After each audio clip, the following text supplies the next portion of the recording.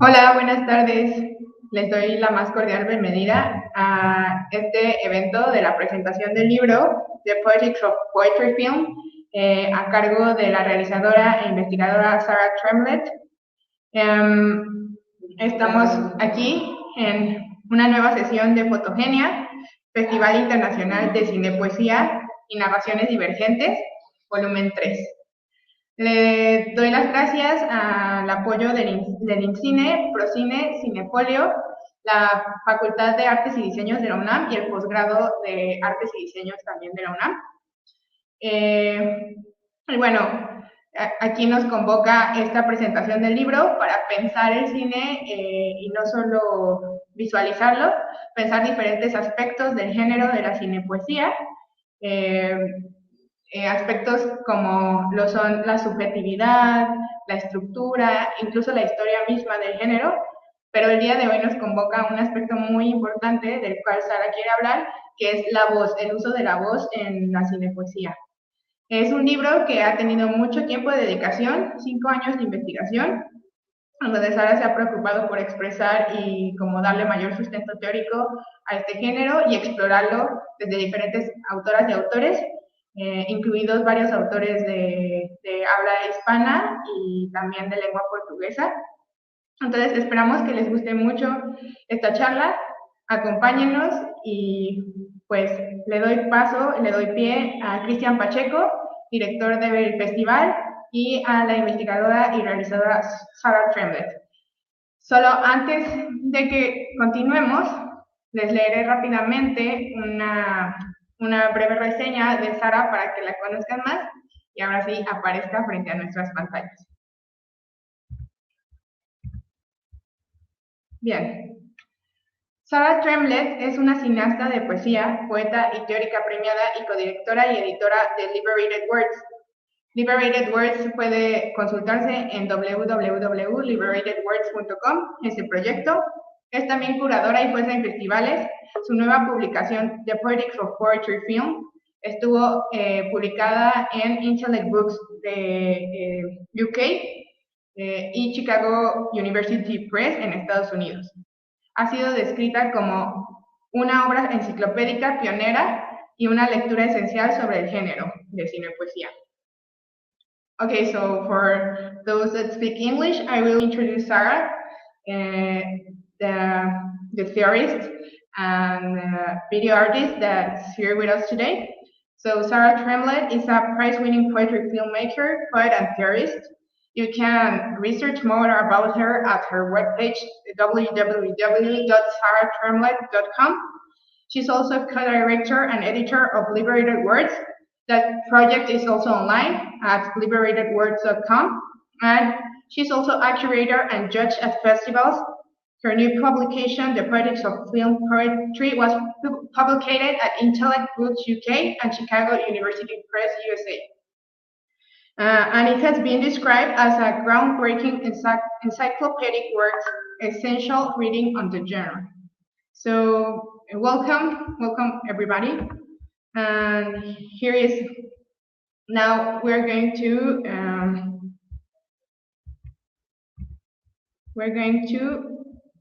share with you the words of Cristian Pacheco, director of Fotogenia, and Sarah Tremlett.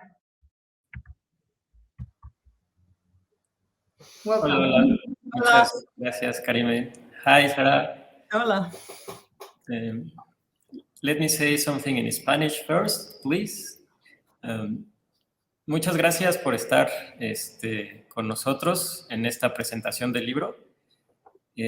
Como bien dijo Karime, tenemos aquí el gusto, el orgullo y el honor de contar con Sarah Tremlett, quien está conectada desde Reino Unido para brindarnos un poco de su tiempo en esta entrevista acerca de su libro. Y bueno, de hecho, aquí lo tengo junto a mí por si, para que después lo busquen en sus librerías, ¿no? Igual ya tiene ahí algunas notas.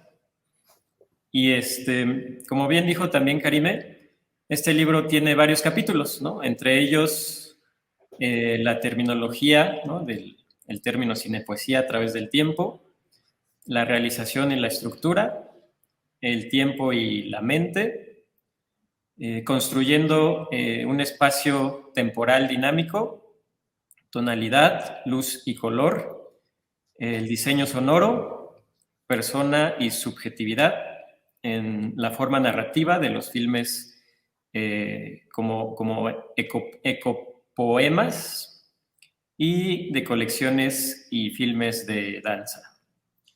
Entonces, por cuestiones de tiempo, esta transmisión o esta entrevista va a ser en inglés.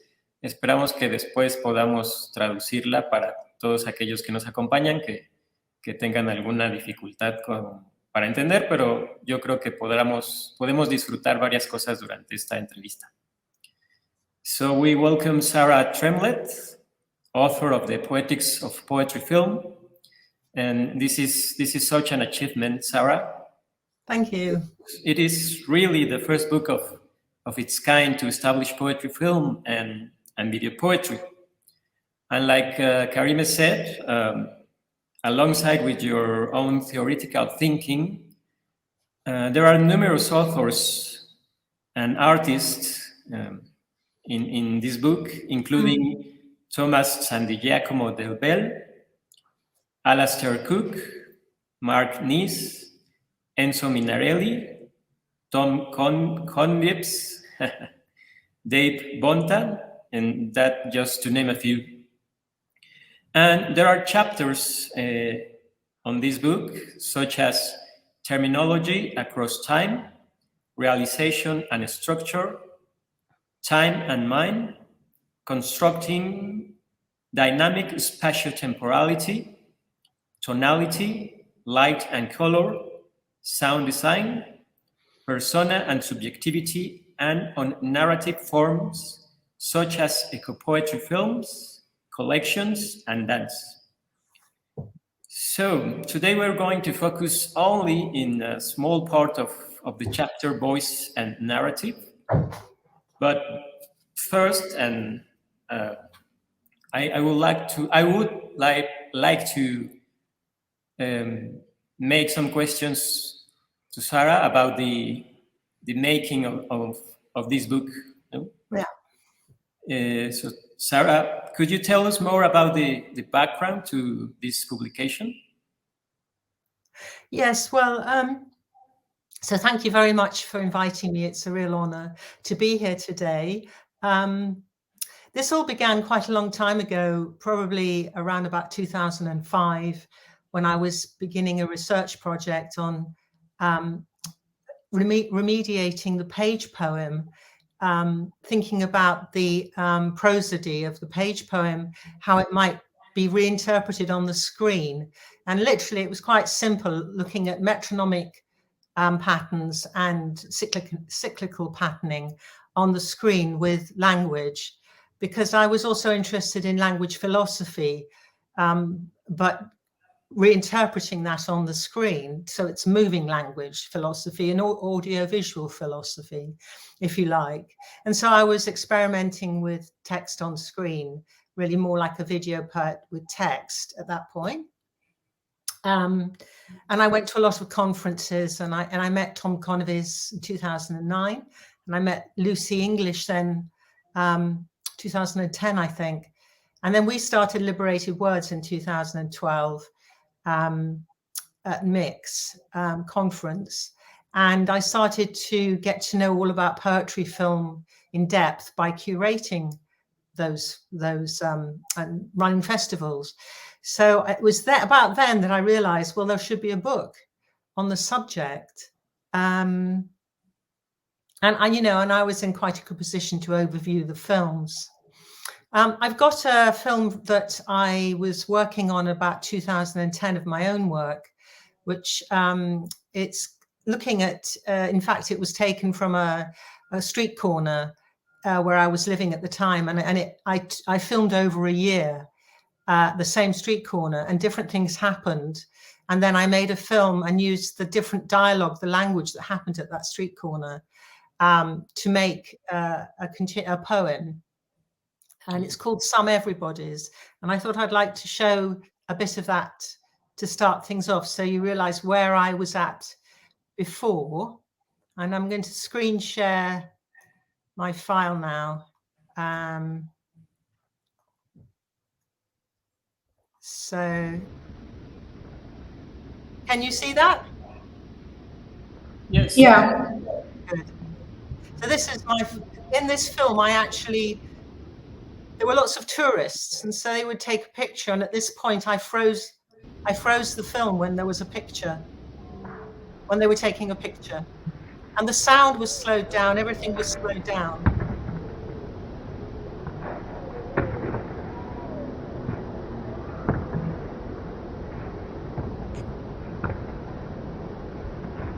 It was all about bodies, people as bodies and rhythm. Kareem, thank you. So yeah, yes, and so that was about bodies and everything very simplistic about the space and bodies that were walking through it. And I was kind of moving towards, in my thinking about connective aesthetics, whereby when you're working with a film, it was really a postmodern theories I was thinking about. You know, the world was becoming in a more and more terrible place, and really it seemed to me a complete luxury to be a postmodernist. And you know, the death of the author, etc. And I think the rise of the author is really what we're seeing now in poetry, film, and in many films. It's the authored voice. It's the voice that's got something to say in conceptual terms. Anyway, not that that's what I'm talking about today, but in general. So I think that's why, as well, poetry films are very current too. Anyway, so I knew that the book should be about form. I wanted it to be centered on form, not particularly about famous people or the top people in the field, though they're in it. It was about form and structure, and to look at it like that, because my background is an artist, and I used to paint, and I look at the screen as a canvas, really. And yeah, so let me think where. When I was writing the book, I chose, it was quite difficult where to stop, and it took me 5 years. So and I'm a proofreader and editor as well as an artist, so it was quite involved in that way. And one way I found it helpful was to divide it up into, 3 separate sections. And that was important. And it was important to have the voices of different artists in there, because I didn't want to sound like I was playing God and being, because I remember what Stan Brackage's quote about that, you know, that theory can really obscure art, and that he said, I think that human beings are, they're lit human beings. I've got a quote here somewhere. He's saying that human beings are like lit candles, and you can obscure that if you're analyzing something too much. But on the other hand, I knew that somebody had to make some kind of sense of this genre. So I took the risk, I suppose. Well, it's curious that you mentioned Stan Brakhage, because we use the slogan for the festival is Abre tu mirada, something like open your gaze. Yeah. It is based on these theories of Brakhage, so it's a funny thing. Yeah. No. And what are you most pleased with? A few things, really. It sounds terrible, doesn't it? But actually, because it was such hard work, I'm pleased that in the end, it has clarity. I think it's readable. It's not a very dense, not hugely dense as a book. It can be read as a sort of non-theoretical book almost as well. I'm pleased that with all the people who contributed, I'm very grateful to them. But I'm very pleased with the theory, the way that the theory I mean, I read over 250 authors from different periods, and they all have influenced me in one way or another. And I've wanted to take on theory, you know, with the subject as well, how to show how the subject is expanding theory, especially, you know, the philosophy of language, for example. There are so many areas. It's, you know, it's a really good subject to be in right now, I think. So particularly the chapters on time and mind and voice, and soundscape. You know, there were areas there to really generate thinking. Also, the historical side, I really enjoyed looking at that. Of course, I couldn't include every single experimental filmmaker from America, say, or it was difficult to know where to close at some point. But I think I've managed to give a sort of an overview. I really do hope I haven't left anybody really important out. I don't think so at this point. But yeah, and what else was I did have something I wanted to say. Yeah, I mean, I as you say, you know, Thomas Sandegi Okamo Dobell, he contributed a good deal, and Enzo Minarelli.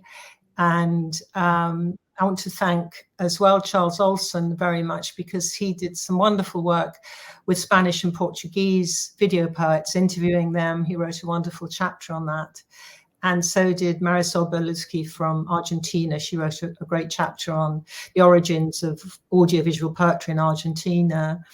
And so in general, I hope I haven't left anything out, but you know, I'm pleased with it. I am very pleased with it. And I'm glad it took 5 years, I'm going to say, because through that period, it changed. You know, digital media changed, and the people coming into the field changed, and what you could do with it changed.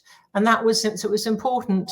I think more and more and more, what Lev Manovich said, which was, you know, film went one way and animation went another way at the beginning of the 20th century. And now animation and film are really interwoven in feature films and everywhere. And I think, and he said it's now a form of painting, and I like that idea. So I sometimes think about it's going more and more and more as a hybrid form. I think I'd like to show Charles Olson's film next, if that's because he has contributed a lot, showing other people's work, and it'll be very nice to see one of his films. So I'm going to share that now.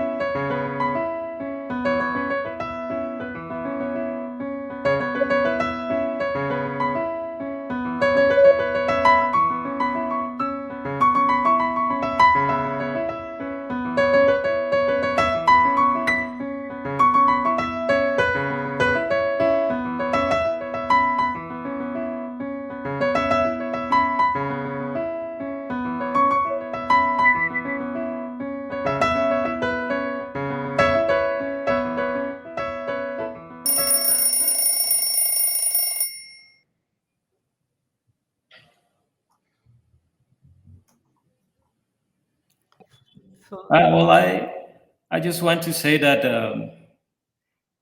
of course, there is a lot of information in this book. And because of the time, we need to move on into the voice subject. Yeah. So I want to ask you about the chapter of voice. So how can we think about the voice in poetry films and video poems, Sarah?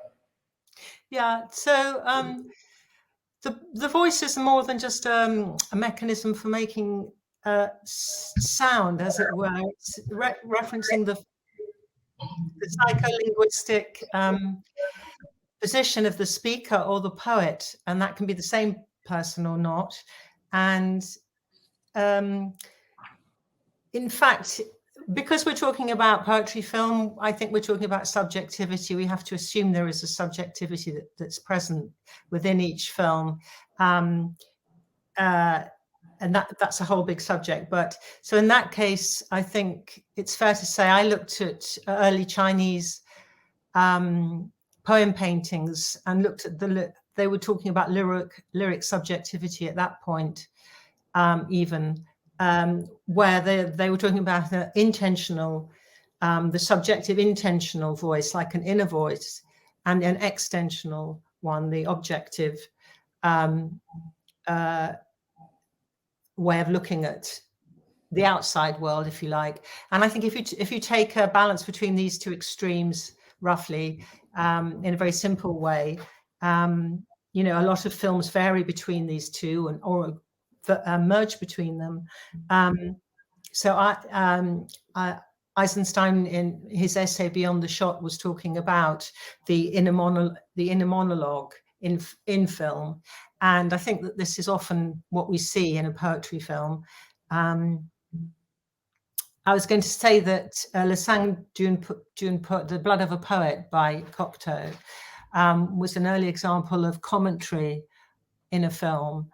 Whereas Anais Nin in Bells of Atlantis, I think she was probably one of the first, if not the first, to make a film that was about from her own subjectivity. And I've got an example of a short excerpt of that here. So let's have a go at trying that.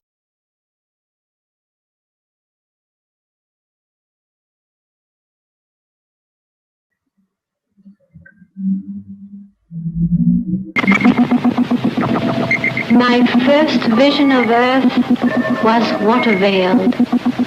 I am of the race of men and women who see all things through a curtain of sea. I remember my first birth in water. I sway and float, stand on boundless toes, listening for distant sounds, sounds beyond the reach of human ears, seeing things beyond the reach of human eyes.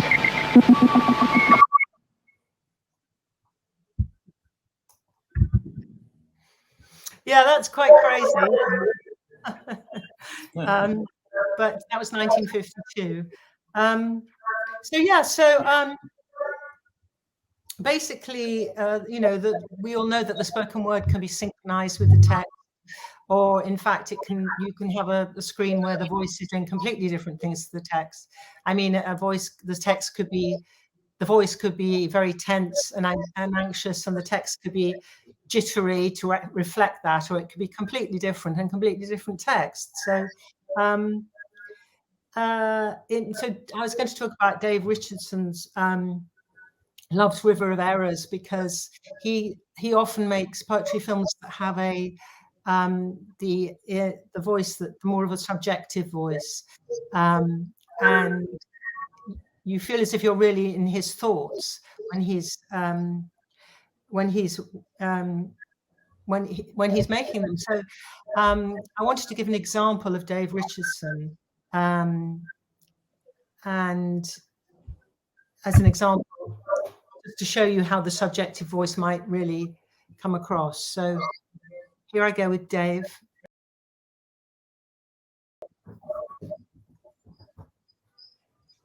I cut up newspapers and old cereal boxes, tear pages from sketchbooks, and rip words from books I'll never read.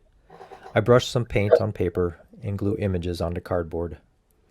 And I call these things constructions, but they're really just collages trying to take shape.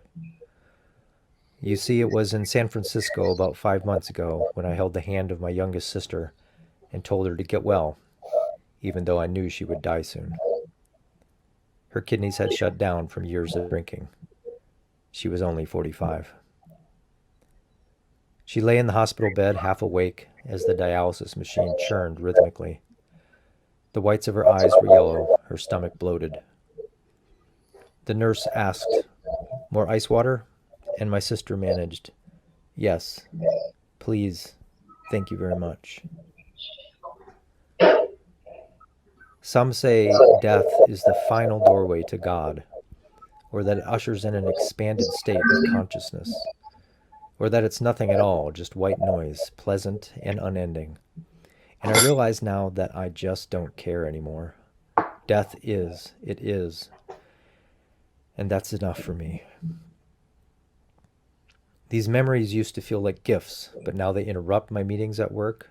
They grab hold of me in the grocery line and they crawl into the folds of my dreams at night. The memory of her singing karaoke at my wedding. The undeniable shakiness of her hands when she visited out of the blue years ago. Her nervous smile and her beautiful dark hair, and the silence of so many unreturned phone calls. She was happiest and most at peace in the water, swimming in the ocean on family vacations down in Florida, or fresh out of college on diving excursions with scientists, with underwater archaeologists, back when her future seemed so much more clear. And I've tried to imagine the joy she must have felt discovering shipwrecks in the Caribbean. The ocean, a mystery to decipher, the ocean this immense new thing to understand, and perhaps to love. So today, again, for no good reason, I reach for another random word, for another image torn from a forgotten book, and I just keep making. A word or two here, a scribble of paint, another ripped photograph. And I want to believe that one day something new, perhaps even beautiful, will eventually emerge from all of these pieces.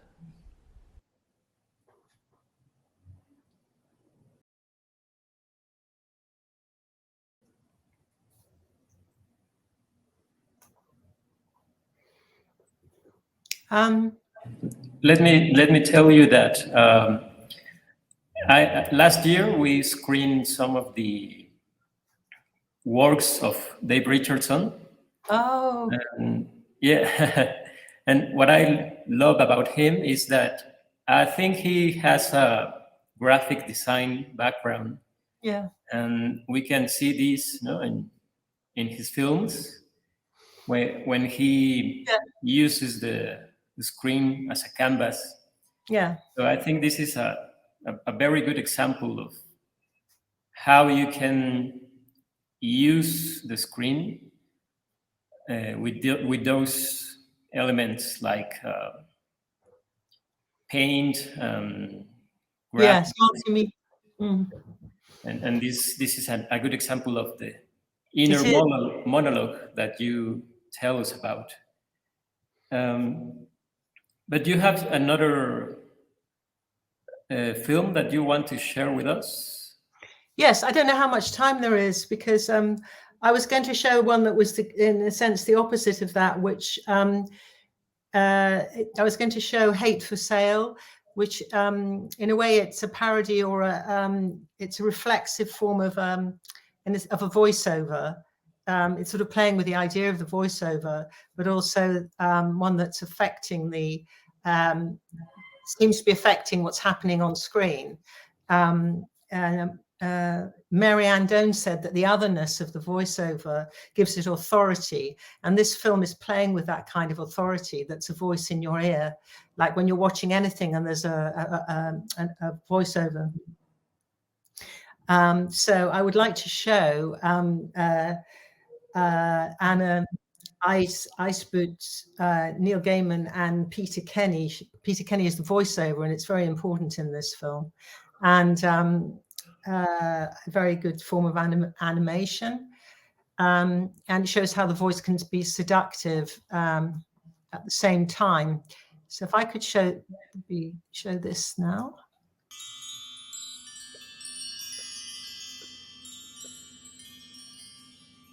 Hate for sale, all the very best.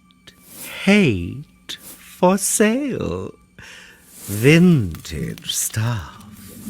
Do my cries excite your interest? Lovely hate, your life is rough. Buy my hate, you'll come right back for more. Hate for sale, enough to start a war.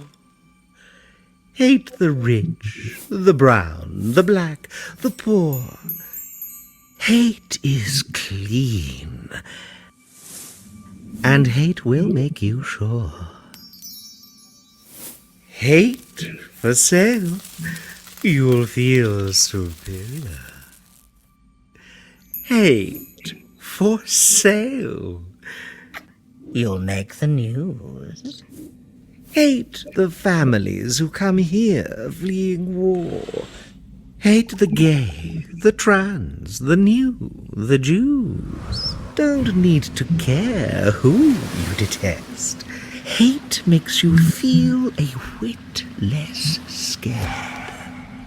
To know that your group is the best, and burn to ashes all the rest, who will not face the real test, but showed up, naked, unprepared to be sent back, or drowned, or hurled back into the abyss. Your world will be so safe, so clean, so great. And all you needed was some hate. Hate for sale, all the very best. Hate for sale, vintage stuff. Do my cries excite your interest? Hate for sale, never enough.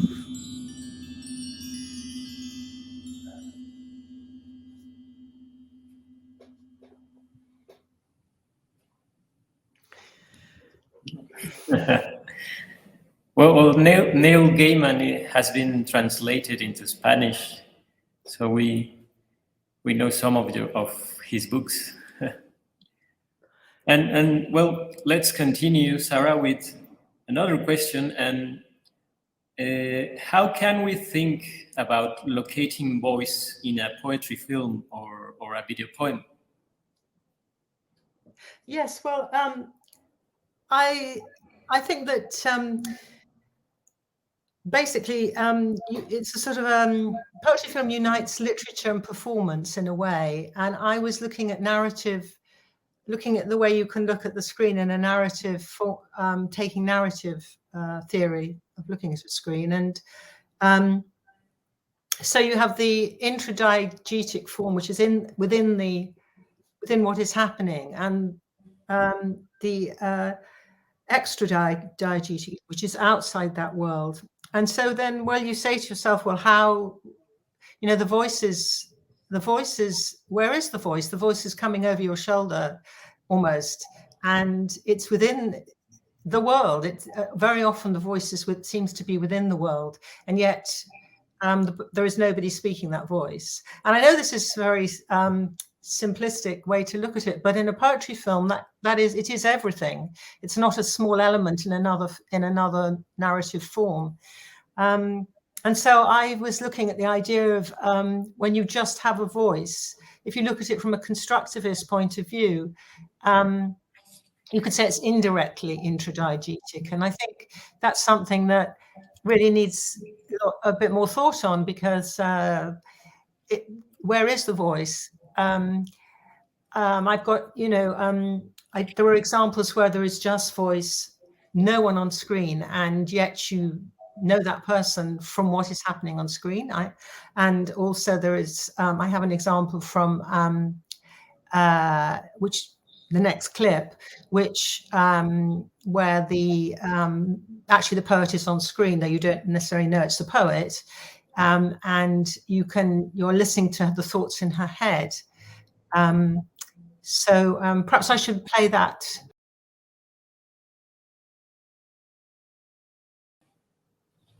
So I meander through the arid, abandoning beds where I've expired. I'm walking dead to you, bereft of you, with crumbs of poems left of you, armed with a memory now for forgetting you. And so I wander seamless through this monologue, my forever of affection. And this next clip is where you don't see the poet at all. On my brow a rose in a book, for I am the Damascene whose profession is passion, whose singing turns the herbs green. The Damascene moon travels through my blood, nightingales and grain and domes. From Damascus jasmine begins its whiteness, and fragrances perfume themselves with her scent.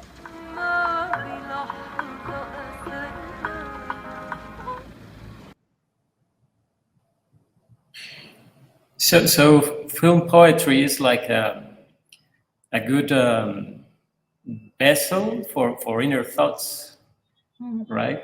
Mm-hmm. And well, there is some concepts that you talk about in your book, and I would like to speak a little bit of those concepts, because you mentioned Bakhtin and the concepts of the dialogic and heteroglossia. Can you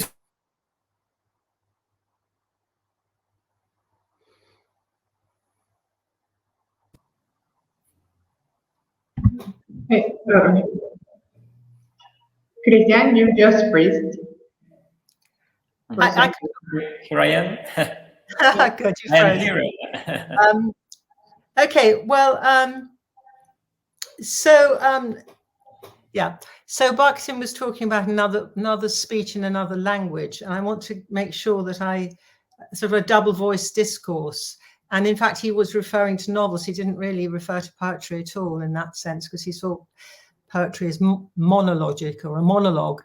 But I'm just taking, really adapting, thinking of that theory, because it does seem to fit another speech. And when you have the poet with their metaphors and their content, that when the page poet and a filmmaker comes along and adapts that in a poetry film anyway, with their own concept, metaphors and images, very often, if they want to make a more diversify from the original in any way, then you are having a form of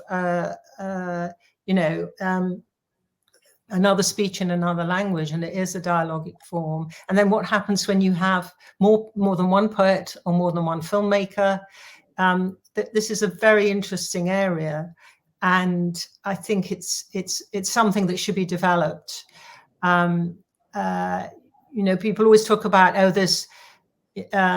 there's a third form. Well, actually, it goes far beyond that, because there are many layers, and there are many ways of thinking about voice, of course. But very literally, the filmmaker is making an interpretation. It could be an adaptation, or it could be conceived as something, a completely different language. And so I think it's really worth thinking about. Actually, yes, it's what I was thinking about, was a refractive position. I mean, the filmmaker can be in a refractive position, and this can really, in a very literal way, can upset a poet, and it's a very interesting relationship that can be had, actually. And the doubling of the dialogic voice sets it apart from the video poem, because the video poem is complete in its own metaphors, its own situation, its own doesn't start with a separate set of metaphors, if you see what I mean. So the dialogic form works in a different way between a poetry film to a video poem.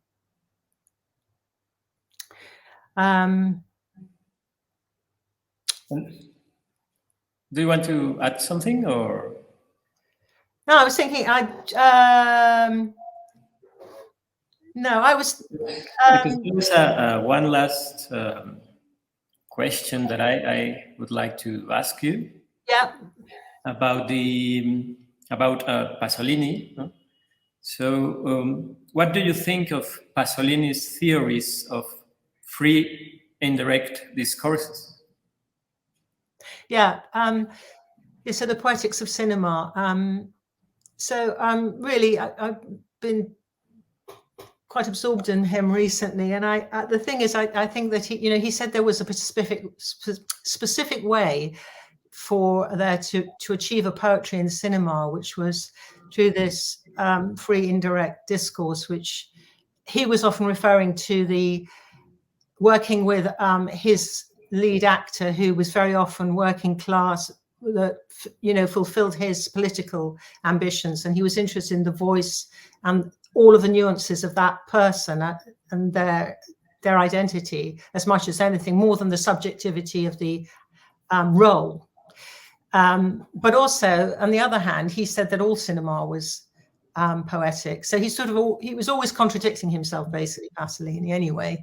But I do think, he said that the free and direct discourse and the felt event were elements that made cinema poetic. And the felt event, yes, I would really say that when it's something that takes the viewer, they suddenly are aware of the scene, whether it's a shaky camera or the actors looking into the lens or whatever. So I do follow him there.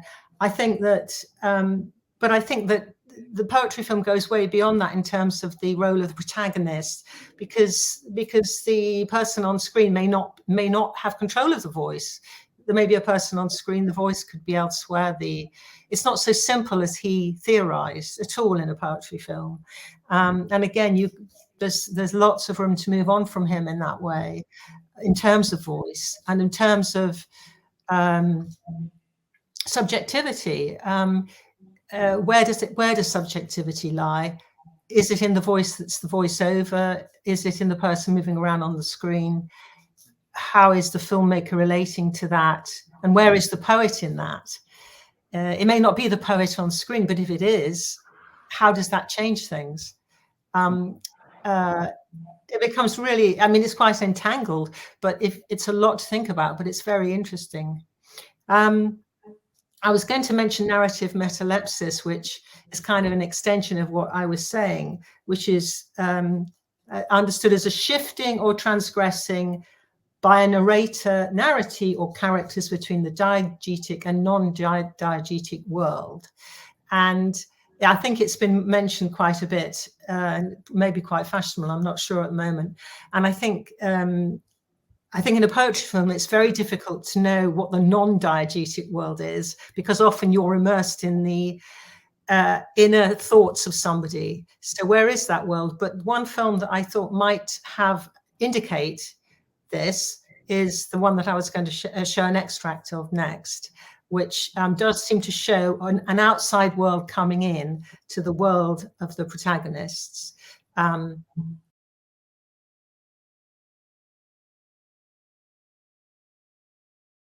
Булькають з нас.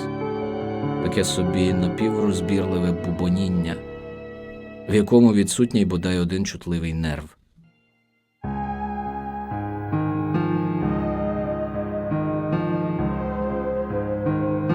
Щось ми втратили, здається, назавжди. Навіть якщо мали колись.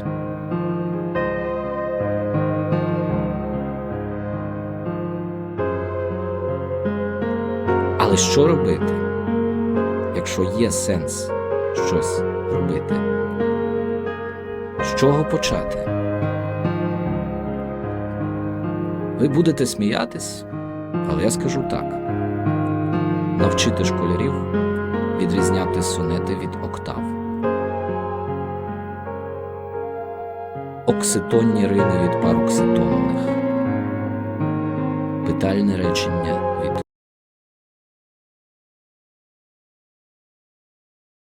That last bit, I thought I really enjoyed that last bit in that film. Well, as we can see, the study of the research for film poetry is so vast, no? And your book, it's a good place to start with this research. Thank you. And one of the things that I would like to say is that although we are discussing some theories and philosophical terms and certain subjects that can look like difficult to understand, your book is quite simple, but not in a bad way. I mean, it is easy for reading, and to understand what you're talking about. I think it complements very well with Fotogenia, because in Fotogenia we have a lot of examples to study these theories that you share with us in this ordinary book. Great. Do you agree with this? I mean, you are part of the member of the jury, so. Yes. Yeah. Oh my goodness. Yes, those films, I do agree completely. Across the board, each one had a different approach, and each one I could think of, maybe it was, what I was going to say with voice was voice in a poetry film is a combination of you can read it in terms of the flow of the narrative of a feature film, combined with the spatial sort of canvas, graphic canvas, and so that the voice can work as a combination of those two theories. Excuse me. And so there were films that you were in the finalists. Some that you could see how they were working the canvas as a screen, and were fascinating in that way. Others were more based around, came from a cinematic approach to narrative, but were very spare. I mean, I could to go through them all, but each one had a wholly different approach, and yet they're all, within the same context, really. So fascinating. No, I'm finding those finalists, all of the finalists were extraordinary, really, each in their own way. And some had actual actors in, others not at all. So there's quite a lot of variety across the board. Yeah. And there is one film that I think is by Marco Joubert. It is quite interesting because he want to translate one poem into a cinematic idea without words and without these inner thoughts that you told about that. And it's quite an interesting experiment. So I think we should look it more than once. But Sarah, unfortunately, I think we are running out of time. Yeah. And do you want to say something to the audience? Where they can buy your book? How can they get your book?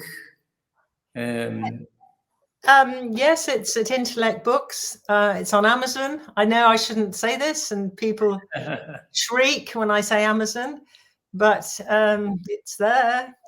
And or in America or South America, University of Chicago Press, Australia, New Zealand, that side of the planet, and Intellect's Europe. I think. I mean, so that's the difference there. But yeah, and I see it's in Blackwell, and it's in lots of different bookshops now, and it's being recommended by a number of tutors as being mandatory reading at universities. So this is really good. Of course, the universities have only just got going since it was published. It was published in June.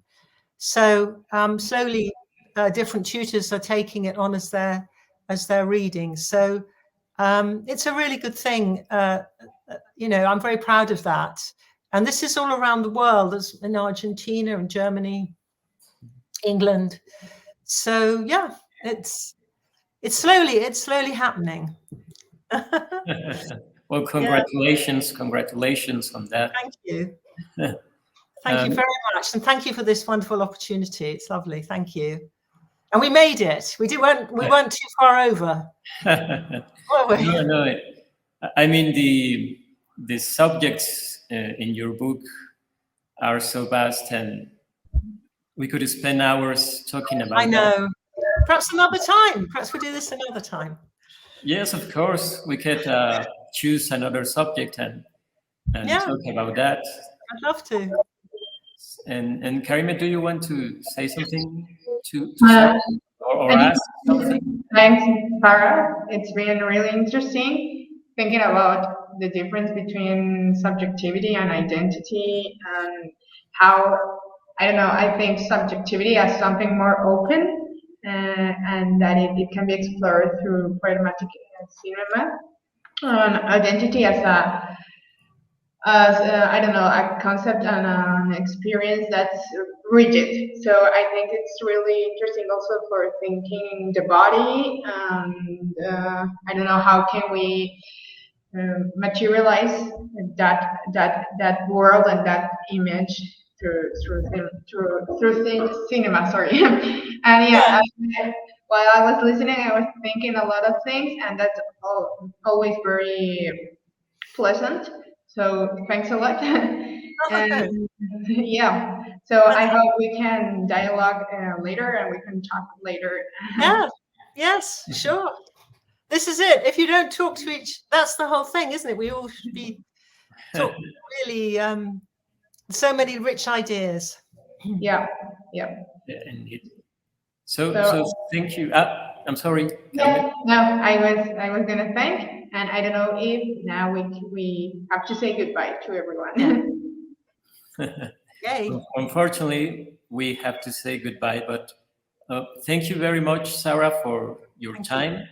Thank you. Thank you very much for being part of the jury for this edition.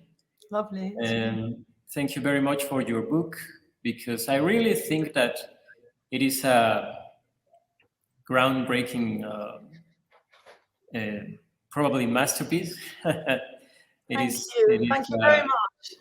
It has a lot of subjects that not only me, but a lot of people are interested in. And I don't know if you want to add something to the audience, to those who are watching, and where they can find you. Well, I mean, I'm at, you can contact me on my website or Liberated Words.